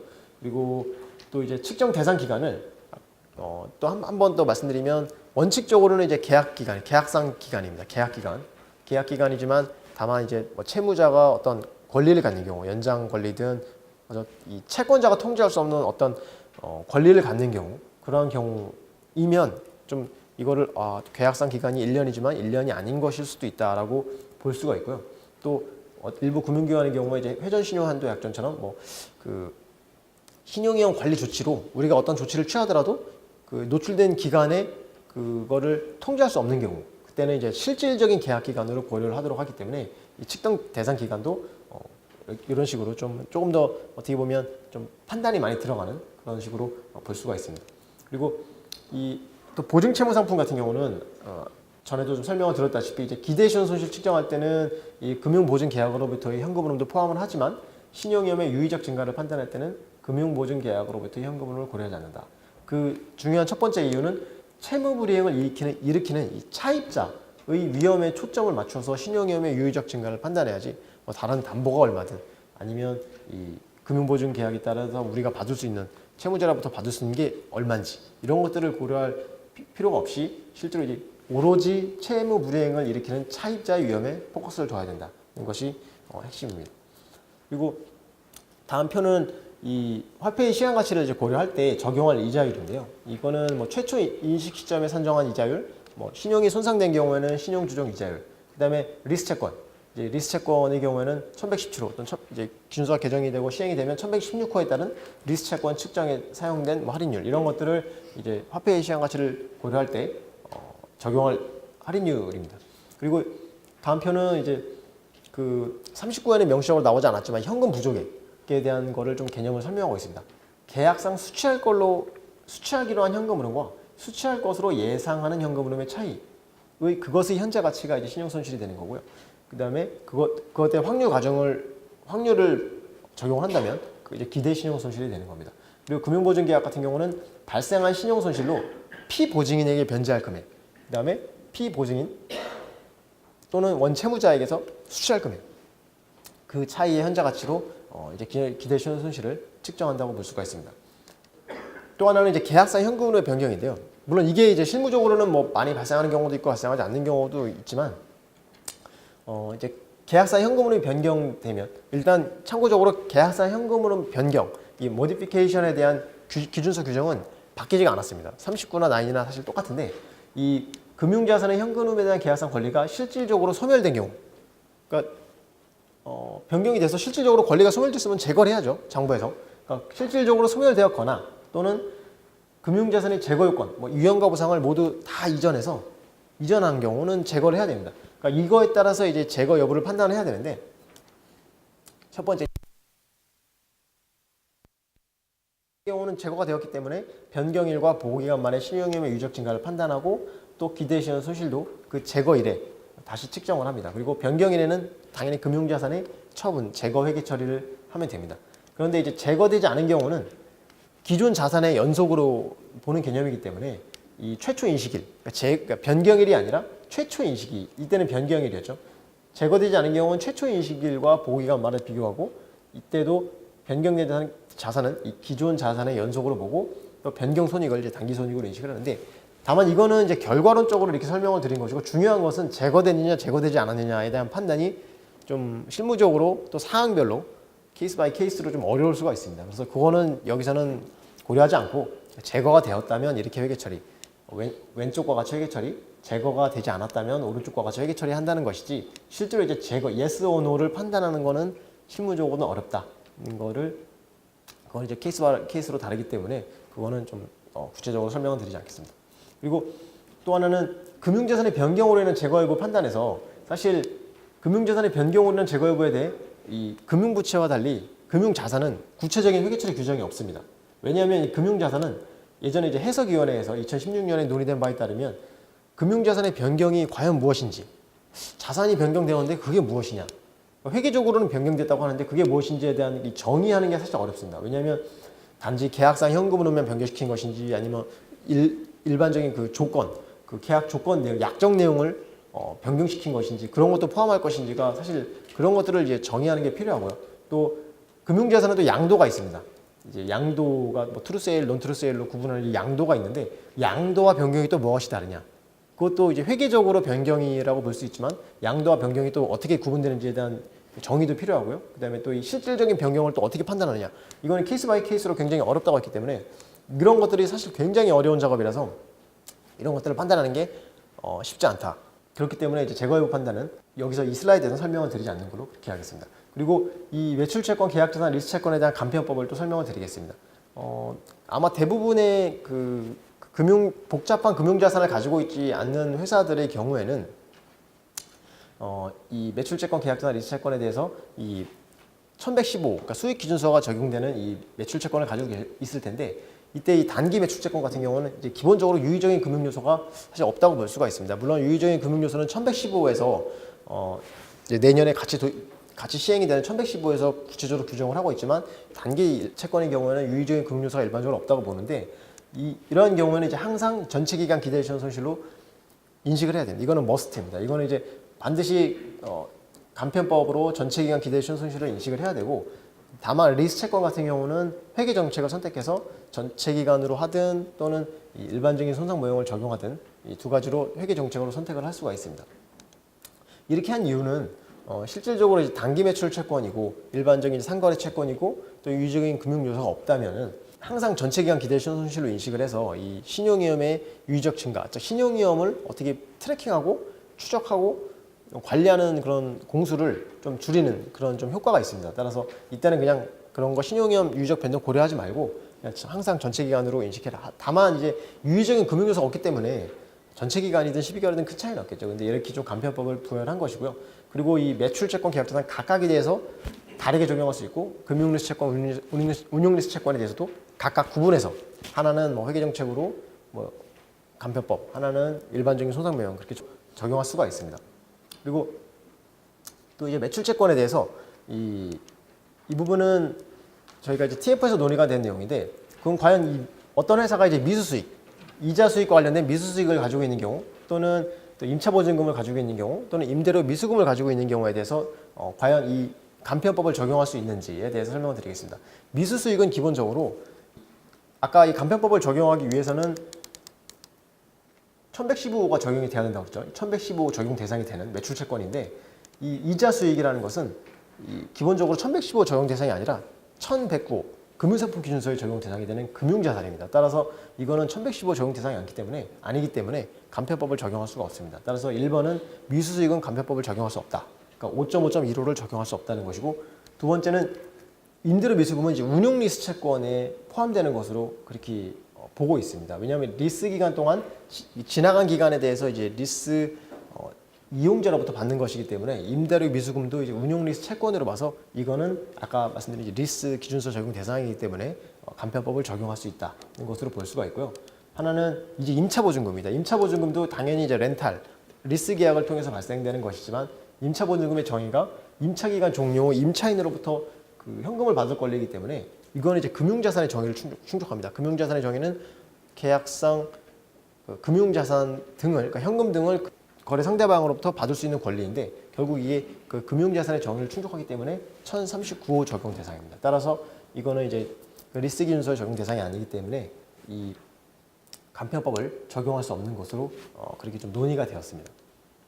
그리고 이 표는 이제 그동안 설명드린 거를 좀 플로우 차트로 좀 설명을 드린 건데, 이 취득 시 신용이 손상되어 있는가, 또 매출채권, 계약자산, 리스채권이 간편법을 적용하는가, 또 보호기간 말에 신용위험이 낮은가, 낮은 신용위험 간편법이죠. 그다음에 최초인 직후에 신용위험이 유의적으로 증가했는가, 그런 경우에 이 신용이 손상되었는가. 그래서 마지막 단계에서는 이제 총 장부 금액으로 이자 수익 계산, 상각후환가로 이자 수익 계산이고요.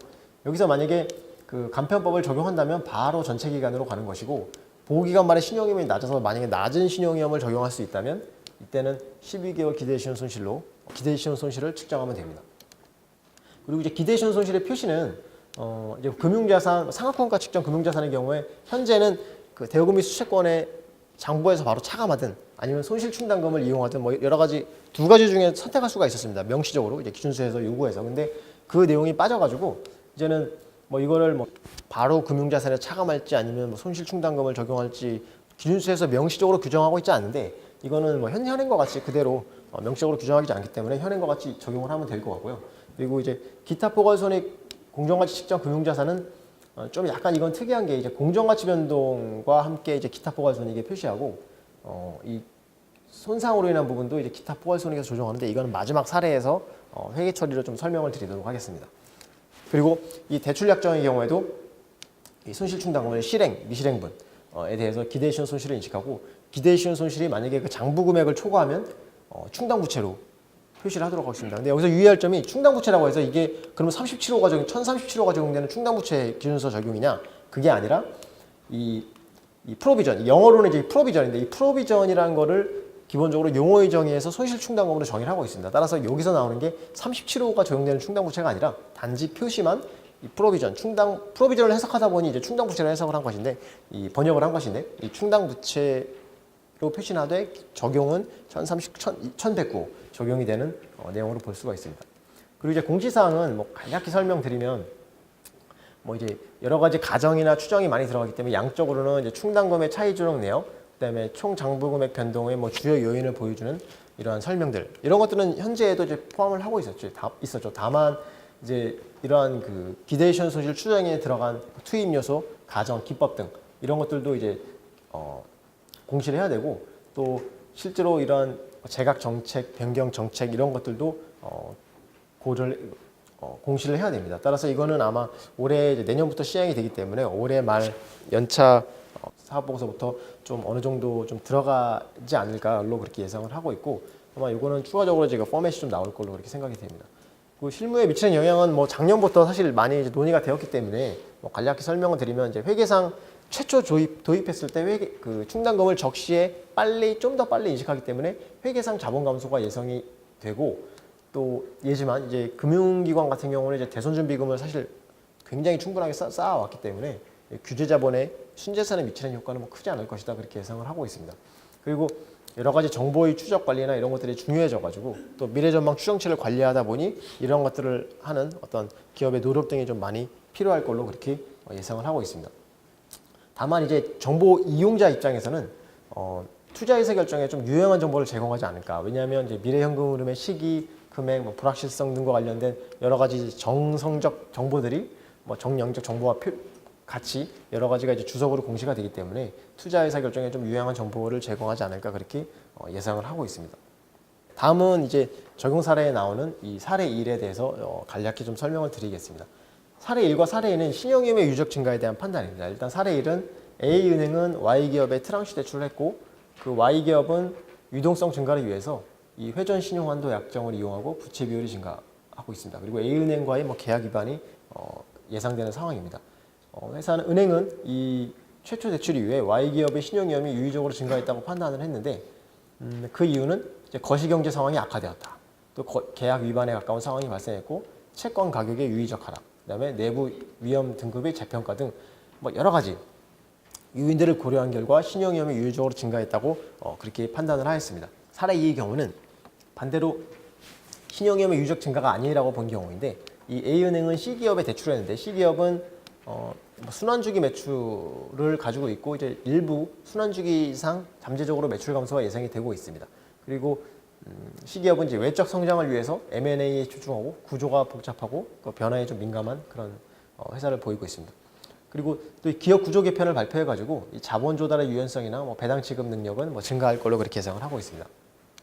그리고 A은행은 이제 자체적으로 내부 신용위험 등급을 사용을 하고 있는데 이 경우에 A은행은 최초 대출 이후에 C기업이 신용위험이 유의적으로 증가하지 않았다고 판단을 하였습니다. 왜냐하면 현재 매출이 하락하고 있지만 이건 어떤 예상된 순환 주기상의 매출 하락이지 나중에는 증가할 걸로 그렇게 예상을 하고 있고 또 기업 구조 개편은 일종의 긍정적인 신호로 신용 보호강의 긍정적인 신호로 보았습니다. 그리고 이 위험 관리 부서의 평가도 고려를 한 결과 이게 내부 신용위험 등급을 변경할 정도는 아니다라는 그런 평가를 받았습니다. 이 사례 1과 사례 2에서 이제 의미하는 것은 실제로 이제 신용위험의 유의적 증가를 판단할 때 이제 거시경제 변수를 우선적으로 고려를 해야 되고요. 두 번째는 기업 특유의 요소, 예를 들면은 그 채권 가격 변동, 그다음에 기업 구조 개편, 그다음에 이런 여러 가지 요인들, 이런 요인들을 또 고려하고 또 기업 내부적인 어떤 그 신용관리 부서의 평가들도 다각적으로 고려를 해서 하나는 신용위험이 유의적으로 증가한 경우, 하나는 유의적으로 증가하지 않은 경우를 보았다는 것을 좀 암시를 하고 있습니다. 따라서 물론 이런 것들을 다 고려를 하면 좋지만 실질적으로 이제 그런 여러 가지 이제 비용 효익 관점을 고려를 해가지고 이러한 정보들을 고려한다는 것을 이제 사례로 보여주는 내용입니다. 그리고 사례 3호는 담보가 제공된 금융자산을 이제 기대 시효 손실을 측정하는 내용인데 A은행은 H기업에 이제 부동산 담보대출을 하고 LTV가 50%였습니다. LTV는 말은 요즘에 그 뉴스에 많이 나오는데 이제 대출 당시 담보 인정 비율이죠. 이 담보 가치 대비 이제 대출 비율이 한 50% 정도가 됐는데 실제로 경기 침체가 되고 규제가 강화돼서 최근에 부동산 경기가 하락이 돼서 부동산 가치가 하락했기 때문에 LTV가 50%에서 70%로 올랐습니다. 이 경우에 기업은 H기업의 신용위험이 높다고 판단을 해서 전체 기간 기대 시효 손실로 인식을 하기로 그렇게 했는데 그 판단 근거는 첫 번째는 우선 담보 자산은 고려하지 않았습니다. 왜냐하면 담보 자산이라는 것은 그 신용위험의 유의적 증가를 판단할 때 원채무자의 채무 불이행 위험과는 관련이 없기 때문에 이 담보 가치는 신용위험의 유의적 증가를 판단할 때는 고려하지 않았고 다만 이 H기업이 약간의 현금으로 마카로도 계약상 지급액의 연체가 가능하다. 따라서 상당한 신용위험에 노출되어 있다는 판단을 해서 신용위험이 높다. 신용위험이 유의적으로 증가했다라고 판단을 하였습니다. 다만 이제 나중에 전체 기간 기대 시효 손실을 인식을 하다 보면 이 담보 가치에서 회수되는 현금 흐름을 고려할 경우에는 기대 시효 손실이 작아질 수도 있다는 것을 보여주는 그런 사례입니다. 그리고 이러한 그 담보 설정된 경우 이제 정리를 하면 신용위험의 유의적 증가를 판단할 때 담보 가치는 고려하지 않으나 기대 시효 손실 측정에는 반영한다는 것을 좀 보여주는 사례입니다. 그리고 이제 이거는 이제 낮은 신용위험 간편법과 관련된 사례입니다. 이 첫 번째 A기업은 이제 5년 만기 회사채를 발행을 했는데 B기업은 A가 발행한 회사채를 취득을 했고 A 회사채에 대한 내부 신용 등급은 국제적 외부 신용 등급 중 투자 등급, 굉장히 우량한 이 투자 등급과 일관된 정보를 보이겠습니다. 따라서 낮은 신용위험을 적용을 하였으나 과연 이 현재의 보호기간 말에도 이 낮은 신용위험을 계속 유지하는 게 적절한지 그거에 대해서 이제 검토를 하고 있는 중입니다. B기업은 실제로 이제 A기업의 내부 신용위험 등급이 더 이상 투자 등급이 아니고 최초 인식 후 신용위험이 유의적으로 증가했다고 그렇게 평가를 하였습니다. 판단 근거로는 뭐 최근 분기 수익이 20% 하락하고 분기 영업이익도 12% 하락했으며 채권 평가 기간의 부정적인 의견, 이것들이 이제 절대적인 지표는 아니지만 뭐 참고를 해서 부정적인 의견, 물론 이게 투자 적격에서 투자 부적격으로 하향 조정은 하지 않았지만 이런 것들을 고려를 했고, 또 채권 가격이 유의적으로 하락하였습니다. 원래 이 시장 상황이 불변하면 이 채권 가격은 사실 그대로 가만히 있어야 되는데, 아니면 다른 시장의 유사한 채권 가격과 비교했을 때 기업 특유의 요인, 그러니까 A 기업의 신용위험 증가에 따라서 따른 것이다 라는 그런 판단을 하였고, 또 이 약정사항의 이행 능력은 뭐 보유하고 있으나 이 불리한 경제적 상황과 사업 환경으로 인한 불확실성 증가, 또 뭐 채무 불이행의 발생 위험 증가 등도 고려를 해서 실제로 이제 이게 더 이상 낮은 신용위험을 적용하지 않는 그 사례로 보았습니다. 아까 좀 기억을 되살리면 낮은 신용위험으로 볼 수 있는 사례가 세 가지였죠. 첫 번째는 보호기간 말에 채무 불이행 위험이 발생 위험이 낮은 경우, 또 두 번째는 굉장한 지급 능력, 아주 양호한 지급 능력을 가지고 있고 그 지급 능력이 나중에는 감소할 수 있지만 뭐 당장은 감소할 가능성은 낮은 경우, 그런 경우에 이 세 가지 요건을 AND로 모두 충족을 하면 이제 낮은 신용위험 감법을 적용할 수가 있는데, 그리고 그런 것들이 이제 투자 등급과 일관된다면 적용할 수가 있는데, 이런 것들을 모두 고려해서 실제로 적용을 하지 않은, 그러니까 즉 이제 신용위험의 유적 증가로 판단한 그런 사례로 볼 수가 있습니다. 다섯 번째는 이제 아까 설명드린 좀 개별 평가와 집합 평가에 대한 그 내용입니다. 이 A은행은 고객의 신용 평점에 기초해서 3개의 지역의 주택담보대출을 실행을 하였습니다. 보호기간만 현재 이 모든 지역의 경제 상황은 유의적으로 악화가 예상되고, 또 특히 실업률이 증가할 걸로 그렇게 예상을 하고 있습니다. 그리고 또 주택가치가 감소해서 이 담보인정 비율 LTV도 증가할 걸로 예상이 되고, 또 이에 따른 이 채무 불이행 발생 위험도 증가할 걸로 예상이 되고 있습니다. 이 세 가지 지역이 있는데 1지역은 전체를 다 개별 평가하는 겁니다. 이때 이 개별 평가할 때 이 A은행은 자동화된 행동 평점을 활용해서 고객별로 매월 평가를 하고, 실제로 이제 매매 정보와 미래 정보를 이용하여 주택 가격을 재추정하고 정기적으로 이제 LTV를 갱신하고 있습니다. 과거 경험에 비춰봤을 때 이 채무 불이행 발생 위험이 이 주택 가격 하락과 큰 관련이 있다라고 그렇게 보았습니다. 따라서 이 A은행은 그 1지역에 대해서는 담보인정 비율을 주요 지표로 그렇게 활용을 해서 측정을 하고, 이 1지역에 대해서는 모든 차주에 대해서 개별 평가를 하고 이 담보인정 비율 LTV를 토대로 기대 신용 손실을 측정하였습니다. 이 1지역에 대한 이제 개별 평가를 보여주는 것이고요. 두 번째는 2지역은 이제 부분 집합 평가입니다. 이 지역에서 이제 부분 집합 평가는 이제 석탄 광업지구가 있는 지역인데요. 이 석탄 광업지구이고 석탄 수출에 주로 의존하는 그런 회사입니다. 이 A은행은 이 석탄 수출이 유의적으로 감소했는지, 또는 뭐 하위 포트폴리오를 대상으로 신용위험을 평가를 했는데, 이 주택담보대출의 경우에 가장 그 목적 적합한 이 신용위험 정보는 이 실업률이라고 그랬죠. 거시경제 변수가 실업률이었는데, 이 실업률이 증가할 걸로 예상이 돼서 이 석탄 과상 노동자들에 대해서만 이 주택담보대출의 채무불이행 위험이 증가했다고 보고 전체 기간 기대 시효 손실을 인식하고, 나머지에 대해서는 이 12개월 기대 시효 손실을 인식하는 그런 사례를 보여주고 있습니다. 그리고 3지역은 이 전체를 다 집합평가를 한 것인데, 아까도 설명드렸다시피 원칙은 이제 개별평가이지만,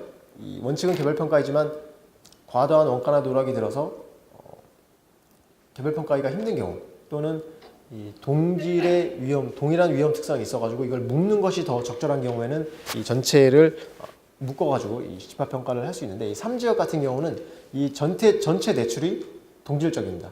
그리고 이 하위 포트폴리오로도 구분이 사실상 불가능합니다. 그래서 이 전체 포트폴리오를 대상으로 신용위험을 평가를 했고, 이 대출 기간 동안 뭐 이자율 상승이나 채무 불이행 발생 위험이 좀 증가할 걸로 예상을 하고 있습니다. 그리고 과거 경험을 봤을 때 이 이자율 상승과 채무 불이행 발생 위험이 굉장히 관련성이 있다라고 그렇게 보았습니다. 따라서 판단 결과 이 전체 대출 포트폴리오의 20%에 대해서 신용위험이 유의적으로 증가한 것으로 보고, 전체 기간 기대 시효 손실을 적용하고 나머지에 대해서는 12개월 기대 시효 손실을 적용을 하였습니다. 사례 6은 이제 그 최초 신용 위험과 이 최대치와 이 비교가 적절한지를 보여주는 좀 사례입니다. 물론 이게 굉장히 모형에서 보여주는 사례이기 때문에 현실에서 이것들이 많이 있는지 아마 없을 수도 있는데 참고적으로 봐주시면 될 것 같습니다. 일단 포트폴리오 1은 두 가지 포트폴리오가 있는데, 포트폴리오 1은 기존 고객들로만 구성이 되어 있고, 이 유사한 내부 신용위험 등급 점수, 즉 3, 4, 굉장히 이 좁은 이 내부 신용위험 등급 점수로만 구성이 되어 있습니다. 따라서 회사는 내부 신용위험 등급 점수가 이제 5를 초과할 경우에는 신용위험의 유의적 증가가 있다고 보고 이 포트폴리오 전체에 대해서 이 전체 기간 기대시효 손실로 인식하기로 그렇게 하였습니다. 따라서 이러한 경우에는 개별 채권의 그런 신용위험 관리를 할 필요가 없이 3, 4로 굉장히 유기적으로 동질적인 위험 특성을 가지고 있기 때문에 이 보기간 말에 신용위험 등급 점수가 5를 초과하는지만 사실 결정을 하면 됩니다. 따라서 이 경우는 최초 신용위험의 최대치와 비교하는 것이 좀 적절한 그런 사례로 볼 수가 있고요. 반대로 이 포트폴리오 2의 경우에는 광고를 보고 이제 신청한 고객들이고 이 다양한 내부 신용위험 등급 점수를 가지고 있습니다. 예를 들면 4에서 7까지 좀 넓은 이런 그 신용위험 분포를 보이고 있는데 이러한 경우에는 포트폴리오 1처럼 단순히 그 최초 신용위험의 최대치와 비교해서 이 신용위험의 유의적 증가율을 판단하는 것이 사실상 불가능합니다. 왜냐하면 이 4부터 7까지 이 구분되어 있는 것이 유사한 신용위험 등급 점수로 사실상 볼 수가 없기 때문입니다.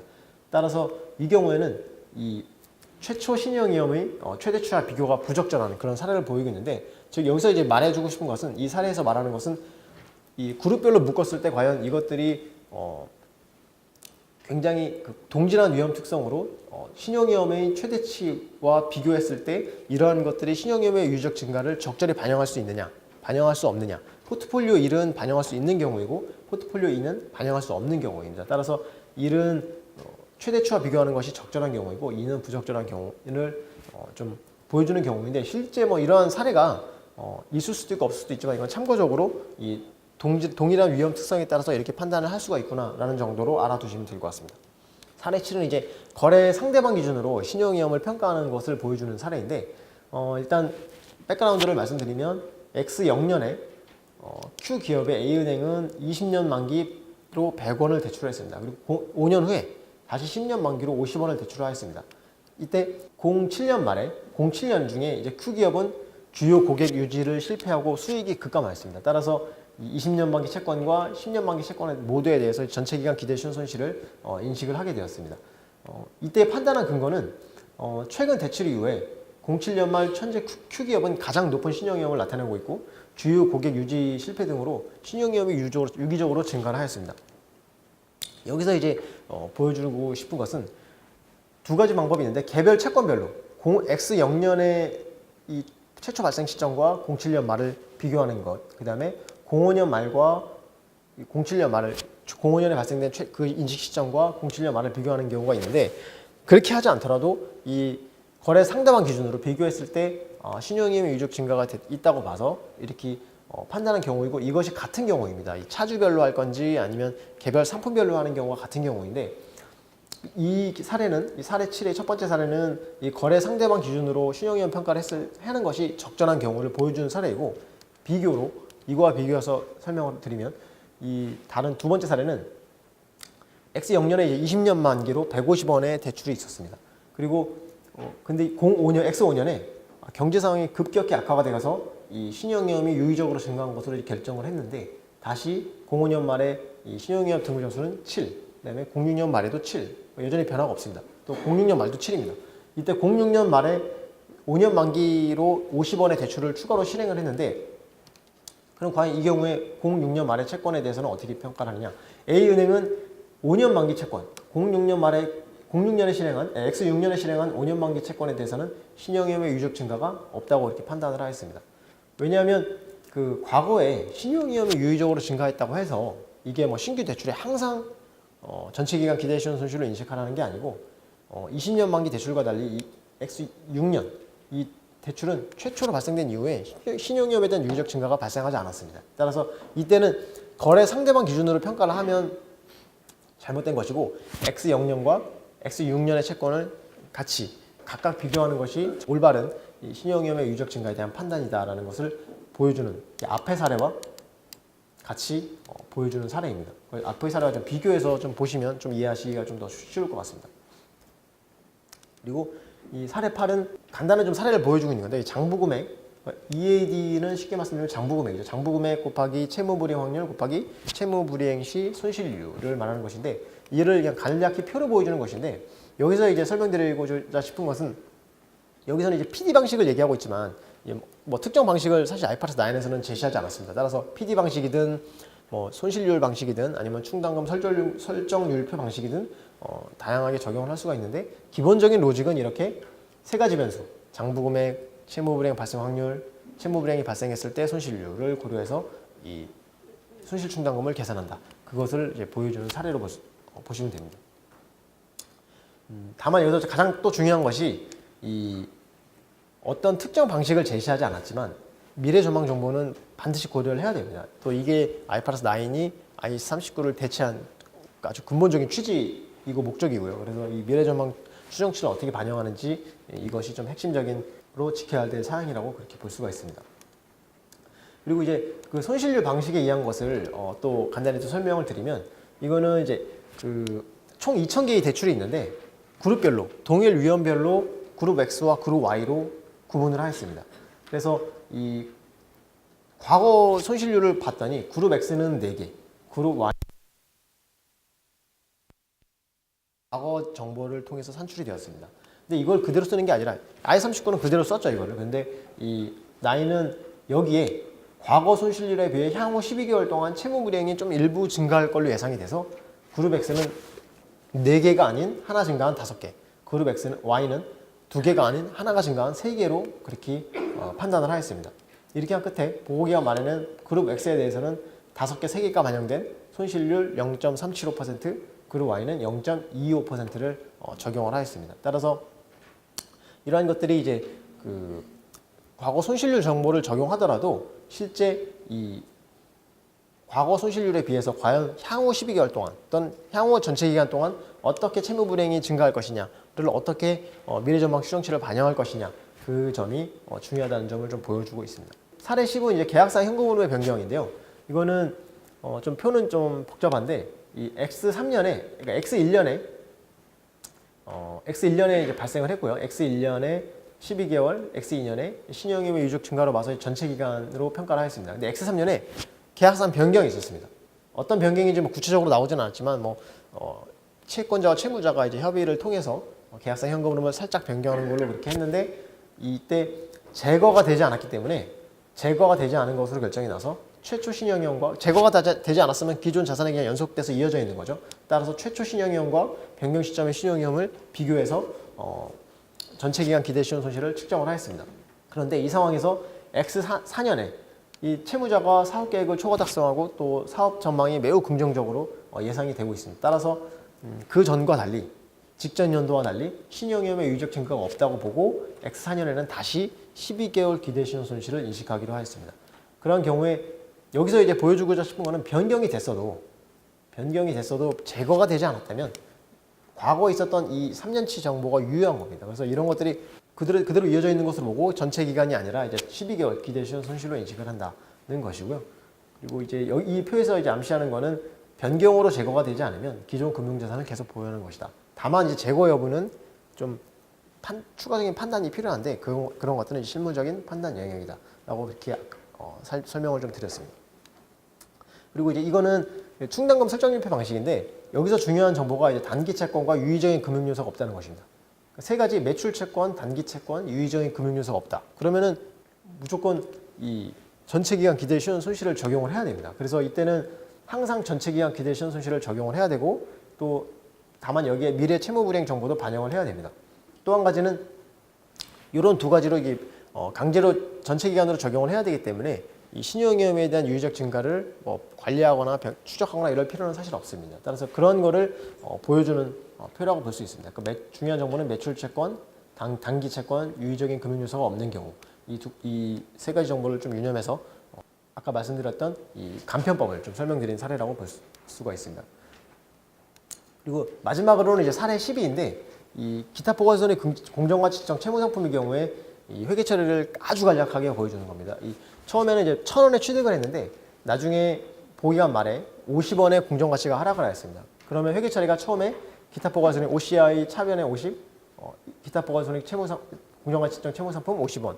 하지만 이 중에 신용위험과 관련된, 그러니까 신용위험의 변동과 관련된 것들은 손상차손으로 PL로 인식을 해야 됩니다. 따라서 그 부분만큼은 손상차손으로 30원 인식을 하고 이 기타 포괄손익과 관련된 부분은 30원으로 차감을 시킵니다. 이 부분이 아까 말씀드린 기타 포괄손익에서 손상차손을 조정한다라고 했는데, 그러니까 이렇게 회계 처리하면 조금 더 이해하기가 좀 쉽습니다. 따라서 나중에 1월 초에 이걸 다시 처분한 경우에는 현재 남아있는 OCI 잔액 이 30원, 50원 이 차이만큼이 20원만큼이 손익으로 돌아가는데, 참고적으로 말씀드리면 지분상품의 경우에는 손상이 적용이 되지 않지만 지분상품을 이제 OCI로 측정할 걸로 이제 그 선택한 경우에 OCI로 후속적인 공정가치 변동을 OCI로 측정한 경우에는 리사이클링이 안 되죠. 그래서 이거는 여기서 말씀드린 채무상품의 경우에만 이렇게 기타 포괄손익 가서 손익으로 간다. 그걸 보여주는 사례입니다. 따라서 이거는 채무상품의 공정가치 변동은 ECR 변동과, 그러니까 신용으로 인한 신용 관련 변동과 비신용으로 인한 변동이 있기 때문에 신용으로 인한 변동은 당기손익으로 인식한다는 것을 보여주는 사례입니다. 이상으로 손상 강의를 마치겠습니다. 감사합니다.